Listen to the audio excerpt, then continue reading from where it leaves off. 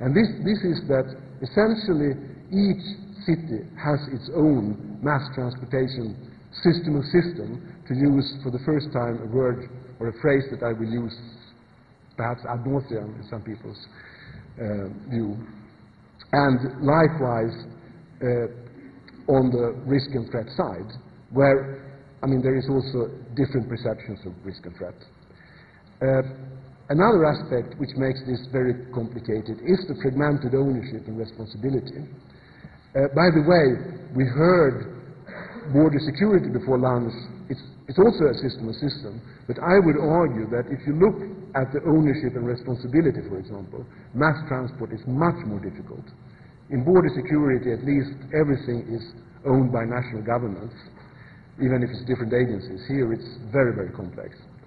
And all these problems mean that if you try to do something about mass transportation, you always risk solving just a little part of the problem, for example, the part pertaining to a specific city. Okay, so now comes this. I promised to say something about other types of transport. I've already said that airport and air transport security is a whole different ballgame in terms of the acceptability of costs and delays and everything. I think it really suffices to say that. Then there is another part of the world that you can call transport security, even though it's wider than that, which is supply chain security. So then we are on the freight side. We don't have this aspect of human casualties. But supply chain security is another area which I think has many of the systemic features of mass transport. Okay, so now I come to the actual project DEMAST. And DEMAST was intended to be the twin brother of GLOBE that we heard of before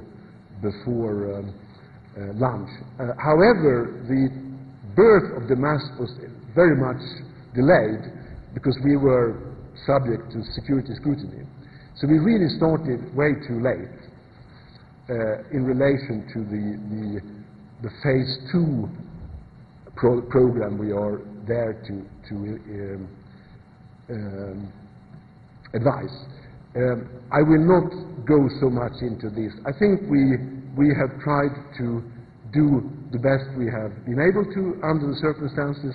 For example, providing input, even though the project was then very young, in March, when the phase 2 work program was being finalized.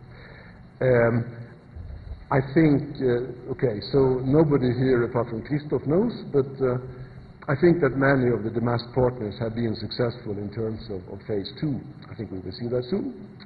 These are, by the way, the members of the DEMAST consortium. We have 13. It's a good number. I think the organizations are largely well known. Perhaps I should present FFI, which is in a way FY's Norwegian sister organization. I think the rest should be well known to you. Okay, we've already seen in the border case the demo programs in FP7, but I see it fit to comment a little bit on this. And we didn't only see it in the border security. In Daniela's presentation, we also had this roadmap with, specific cases, specific projects leading to one another.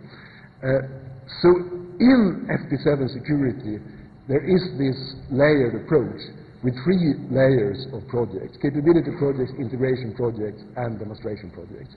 And the demonstration projects are, in a way, a novel feature here.